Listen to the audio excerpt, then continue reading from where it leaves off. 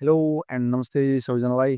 आज चाहिँ एकाउन्ट फरेस्टको कसरी क्रिएट बनाउने र सेटअप कसरी गर्ने भन्ने विषयमा चाहिँ कुरा गर्नेछौँ।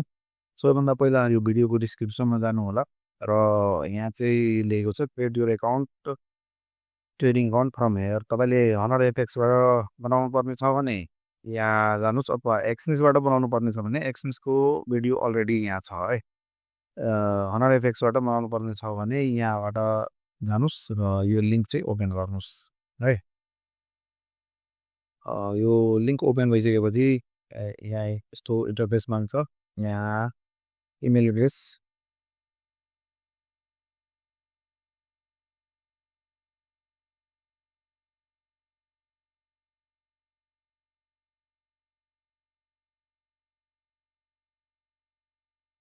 यहाँ चाहिँ इमेल एड्रेस, यहाँ नाम, यहाँ पासवर्ड,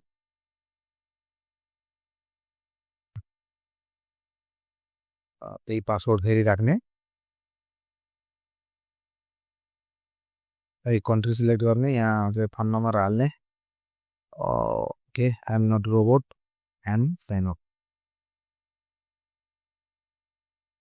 पासपोर्ट चाहिँ मिलेन भनेर भनिरहेछ, अनि फेरि हालौँ।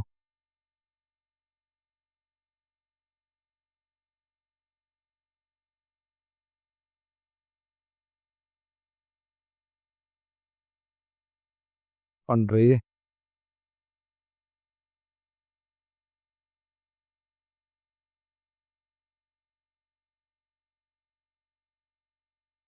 यहाँ phone number, I am not robot and sign up. Okay, अब यो साइन अप चाहिँ गरिसकेपछि हामीले यहाँ तपाईँको मेल खोलौँ। मेल खोलिसकेपछि यहाँ एउटा मेल आएको हुन्छ, हनर एफएक्सबाट आइसक्यो। यसलाई भेरिफाई गर्न पनि भनिरहेको छ। कन्फर्म योर इमेलमा क्लिक गर्ने। Okay, your email was successfully verified. Verified भनिसकेपछि यसलाई हटाउँ र यहाँ चाहिँ हाम्रो इमेल र पासवर्ड चाहिँ हालौँ है। अहिले भर्खर क्रिएट गरेको साइन इन।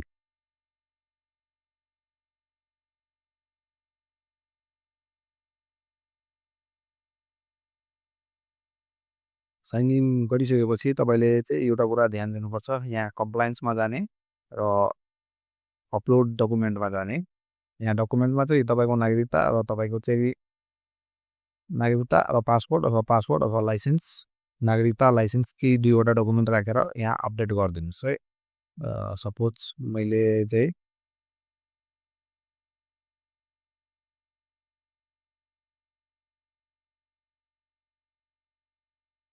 यहाँ चाहिँ अपलोड गरिसकेपछि सबमिट चाहिँ यहाँ अपलोड गरिदिनुहोस् र त्यसपछि माई एकाउन्टमा आउनुहोस्, ओपन लाइभ एकाउन्टमा आउनुहोस्, चुज योर एकाउन्ट टाइपमा प्रिमियम हाल्नुहोस्, सिलेक्ट लेभरेज, लेभरेजमा म्याक्सिमम र यहाँ तपाईँको पासवर्ड हाल्नुहोस्। यहाँ अप्पर केस र लोवर केस नम्बरहरू मिलाएर हाल्नुपर्ने भएको कारणले गर्दा चाहिँ यो भइरहेको छैन। यहाँ चाहिँ leverage maximum, choose account premium, select.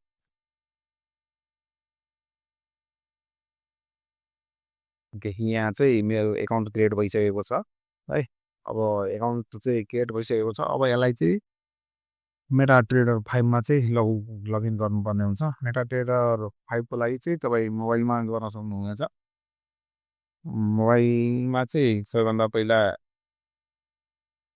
मेटा ट्रेडर 5 चाहिँ इन्स्टल गर्ने र त्यसपछि मेटा ट्रेडर 5 इन्स्टल गरिसकेपछि अगाडिको प्रोसेस म मोबाइलमा देखाउँदैछु एकैछिन है। यो चाहिँ भइसकेपछि एकाउन्ट क्रिएट गरिसकेपछि हामीले चाहिँ मेटा ट्रेडर 5 चाहिँ खोलौँ। मेटा ट्रेडर 5 खोलिसकेपछि हामी चाहिँ यहाँ जाउँ। पहिला तपाईँकोमा के डेमो एकाउन्ट भनेर आउँछ, यसलाई म्यानेज एकाउन्टमा जाउँ। म्यानेज एकाउन्टमा गइसकेपछि यहाँ प्लसमा क्लिक गरौँ र प्लसमा चाहिँ क्लिक गरिसकेपछि यो हनर क्यापिटल मार्केट लिमिटेड छ नि, यसलाई क्लिक गरौँ र यसलाई क्लिक गरिसकेपछि यहाँ मेरो अघि चाहिँ एकाउन्ट क्रिएट गरेको ठाउँमा मेटा ट्रेडर 5को आइडी र मैले पासवर्ड राखेको थिएँ। यहाँ चाहिँ मेटा ट्रेडर 5को आइडी हालौँ। मेटा ट्रेडर 5को आइडी चाहिँ मेरो यस्तो थियो त्यहाँ हनर एफएक्सको वेबसाइटबाट हेर्न सक्नुहुन्छ है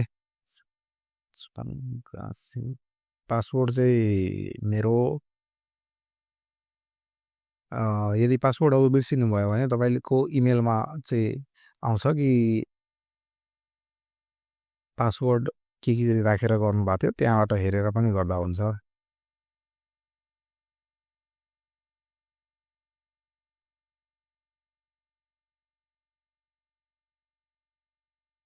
यसरी चाहिँ यो लगइन हुन्छ है हो यहाँ चाहिँ हनर मार्केट एफएक्स र तपाईँको नाम चाहिँ आउनुपर्छ यहाँ हेर्नु यहाँ चाहिँ नाम आउनुपर्छ है नाम आयो भने बल्ल हुन्छ यो चाहिँ लगइन भइसकेको छ यसलाई क्विट्समा जानुहोस् र तपाईँले केमा ट्रेड गर्ने त्यो चाहिँ यहाँबाट एड गर्नुहोस् जस्तै मलाई गोल्डमा ट्रेड गर्नु छ भने गोल्डको कोड XAUUST यो चाहिँ म एड गर्छु है एड भइसक्यो यहाँ चाहिँ आइसक्यो यसरी अर्को पनि एड गर्न सक्नुहुन्छ एड गरेर ट्रेड गर्न सक्नुहुन्छ अब ट्रेड गर्नको लागि चाहिँ यहाँ जानुहोस् र न्यू अर्डरमा जानु न्यू अर्डरमा गइसकेपछि बाई गर्ने कि सेल गर्ने यहाँ चाहिँ लट छ है लट कति लट लिने 0.01 0.02 0.05 0.010 त्यसरी चाहिँ गर्न सक्यो र त्यसपछि बाई गरेपछि बाई हुन्छ सेल गरेपछि सेल हुन्छ र बाई सेल गरिसकेपछि यहाँ ट्रेडमा चाहिँ